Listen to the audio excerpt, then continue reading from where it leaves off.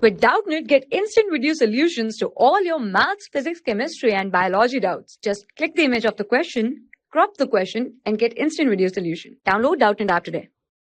Hello students, now let us look at the question here. So the question here says that a compound A is used in paints instead of salts of lead. Compound A is obtained when a white compound B is strongly heated. Compound B is insoluble in water but dissolves in sodium hydroxide, forming a solution of compound C. Then they are saying that the compound A on heating with coke, which is carbon, gives a metal D and a gas E, okay, which burns with a blue flame. Now B also dissolves in ammonium sulphate solution mixed with ammonium hydroxide solution of a compound A in dilute HCl gives a bluish white precipitate, which is F, with the excess of F, with the excess of K4 FeCN whole 6, right? So this is the complex. Now we need to identify A to F and explain the reaction. Okay, so this is something that we need to do. Now this is a bit lengthy question, so we'll just take it slow and step by step so that we can understand it properly. Now the first statement says that a compound A is used in paints instead of salts of lead. Now the compound, such a compound is called, or such a compound that we know of is ZnO, that is zinc oxide, right? So zinc oxide is that compound which is used in paints, okay, nowadays instead of lead salts, right? So this is something that we know of. So we'll start with this information. Now they are saying that, so this is A, right? They are saying that a compound B is heated, strongly heated, so that we can get our compound A. So ZnOH whole twice is when strongly heated, we get ZnO and plus of we get water, right? So this is our B and this is compound A, right? Now in the next segment they are saying that compound B is soluble in water but dissolves in, insoluble in water but dissolve in sodium hydroxide, forming a solution of compound C, right?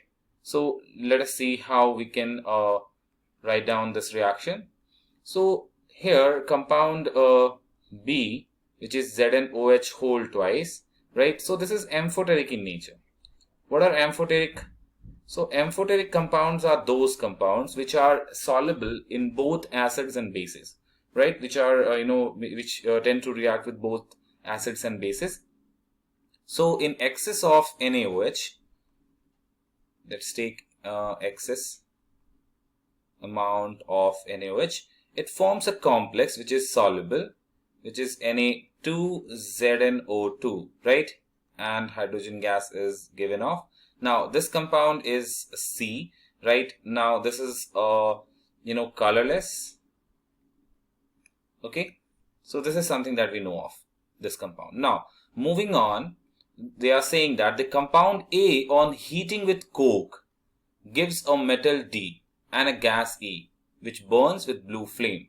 Now let's take our compound A, okay? So compound A that we have is ZnO, so this is A, and when it is heated with C, that is coke, so this is coke, and this is nothing but a very good reducing agent, right? So these type of reactions we generally see in in the process of metallurgy, where oxide, right, a metal oxide is reduced with the help of a good reducing agent.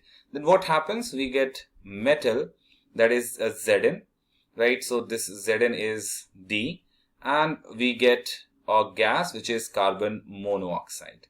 Okay, now this carbon monoxide is E that we have to write down. Now moving on, they are saying, so this carbon monoxide bonds with blue flame. Okay, so this is also something that is given in the question which we need to mention.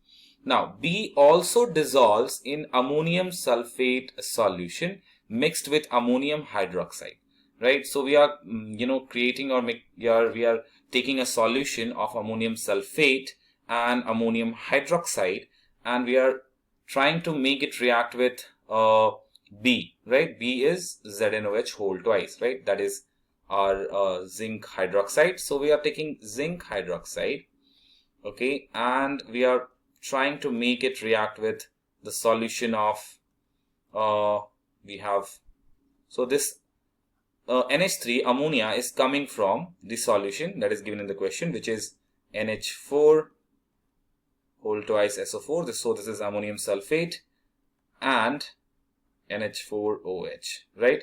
So both are the salts of ammonia. So this is the salt of ammonia and this is the base that we have. Ammonium hydroxide is the base, right? So both have ammonia.